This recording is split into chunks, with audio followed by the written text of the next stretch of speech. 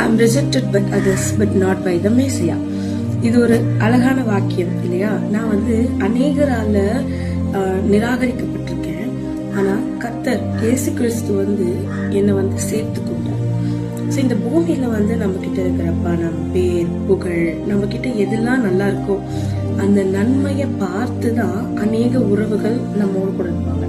ஆனா கர்த்தர் ஒருவர் மாத்திரம்தான் ஒன்றுமே இல்லாத சூழ்நிலையில நம்ம தள்ளப்பட்டிருக்கும் பொழுது நம்மளை தேடி எல்லாமே நமக்கு கொடுத்து, நம்மளுக்கு தேவைப்படுகிற யாவற்றையும் நமக்கு கொடுத்து, நம்மளை ஆசீர்வதித்து தன்னை அப்பா என்று கூப்பிடுகிற புத்திர சுவிகாரத்தை நம்மளுக்கு கொடுத்திருக்கிறார். Is great than everything. அவர் எல்லாவற்றை காட்டிலும் சிறந்தவர். அவருக்கு நிகராக இந்த பூமியில ஒருவரும் இல்லை. அவருடைய அன்புக்கு நிகராக இந்த பூமியில ஒருத்தருடைய அன்பு கூட கிடையாதுங்க.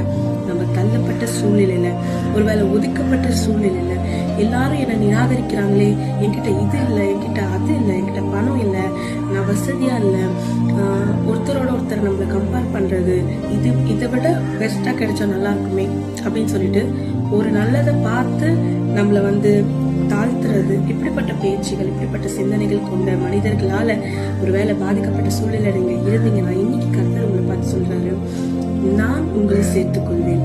அவர் நம்மளை சேர்த்துக்கொள்ள தயாரா இருக்கார். ஒரே ஒரு காரியம், நாம அவருடைய பிள்ளைகளாய் மாற நம்ம இருதயத்தை நம்ம ஒப்பு கொடுத்து அவர் சொல்கிற காரியத்தை செய்து இந்த வாழ்க்கையில் நம்ம ஜெயம் பெறுவோம். God bless you all.